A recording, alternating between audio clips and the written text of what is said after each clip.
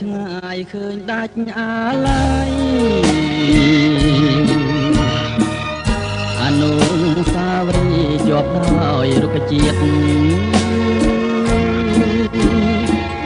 ធ្វើមិនដាច់នឹងបានឃើញព្រែកឯងទៀតពិតមែនតែខ្លួនខ្ញុំឃ្លាតតែចិននៅពួចទៅ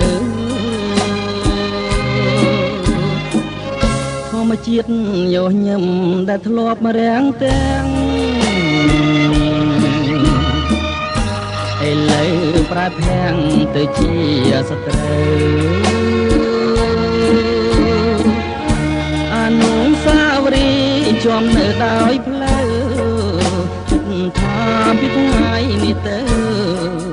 លែងឃើញព្រែកឯងទៀតហើយអនុស្សាវរីយ៍តែចំព្រំទីហាក់ដូចឃើញគ្រាថ្មីថ្មី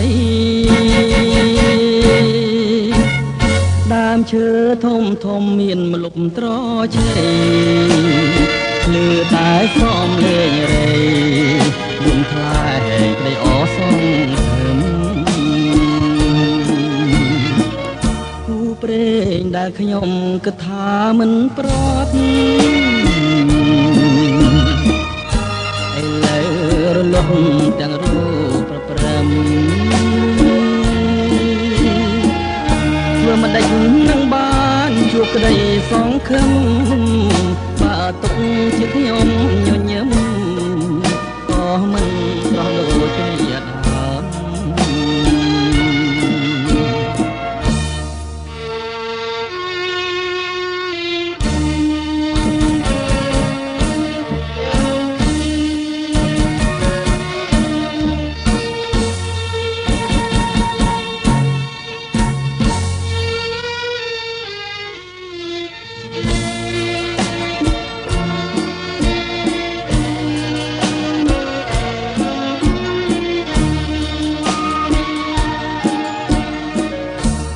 ព្រេងដែលខ្ញុំគិតថាមិនប្រត់ឥឡូវ